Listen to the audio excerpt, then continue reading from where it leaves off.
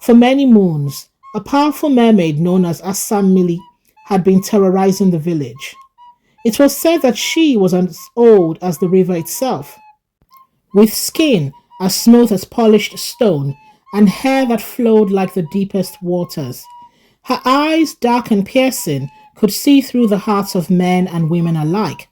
From her watery home beneath the river's surface, she had stirred up fierce floods that swept away homes and animals and destroyed crops that the villagers relied upon for food.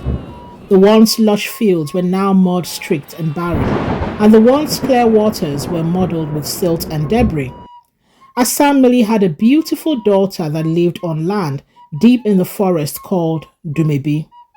Dumebi was a gentle and peace loving soul and had kind words for the villagers whenever they passed by her on her way to the market with her wares.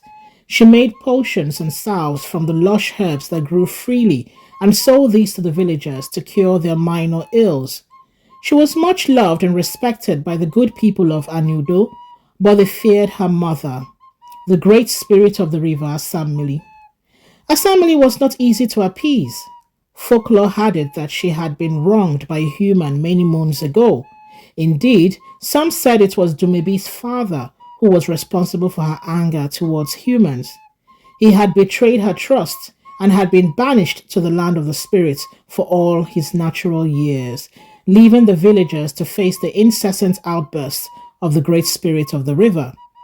Every fortnight, as the sun set behind the hills, the river would rise in fury, flooding the village and leaving destruction in its wake. The people had tried everything: prayers, sacrifices, even offerings of the finest fish and sweet fruits, but nothing seemed to appease Asamili's wrath. The village elders, once strong and wise, had grown tired and hopeless. They had no answers for why the mermaid's fury seemed to grow with each passing day. They had sent for Enechi, the village's spiritual diviner, a wise elder who had the power to speak to the spirits. The villagers reflected silently. The thought of facing Asamili, whose powers were said to be immense, filled their hearts with dread.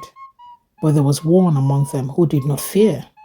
His name was Uzo, a poor fisherman who spent his days casting nets into the Isiche River, his simple canoe drifting along the water.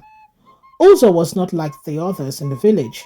He was a quiet man with a deep sense of patience and a clever mind that could see beyond the obvious.